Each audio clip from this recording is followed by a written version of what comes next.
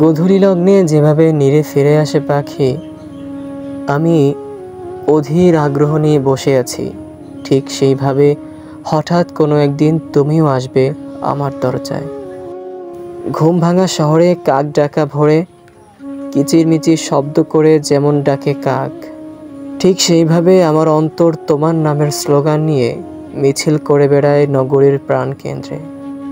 ফজরের আজানে মুয়াজ্জিন যেমন মিষ্টি মধুর কণ্ঠে আজান দিয়ে নামাজি ব্যক্তিকে মসজিদে ডাকে, ঠিক তেমনি আমার রুহ মিষ্টি মধুর সুরে রোজ তোমাকে কাছে ডাকে। না, তুমি কোনো দেবদেবী নও তো কোনো আগ্রবাহী দূত। দুনিয়ার বুকে তুমি একজন মানুষ, এবং অতি সাধারণ একজন মানুষ। লোকেরা হয়তো তোমাকে এর থেকেও নগণ্য মনে করে, কিন্তু কিন্তু আমার কাছে তুমি হলে অসাধারণ কিছু, যে কিনা হুরপরীদের চাইতেও সুন্দর, কিংবা কিংবা ধনরত্নের চাইতেও অধিক মূল্যবান।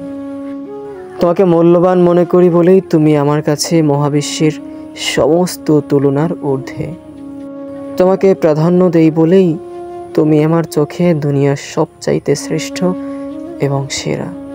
তুমি সহ পৃথিবীর সমস্ত সুন্দরী রমণীদের যদি এক মঞ্চে দাঁড় করানো হয়, তাহলে আমি নিশ্চিত তুমি প্রথম স্থান অধিকার করবে।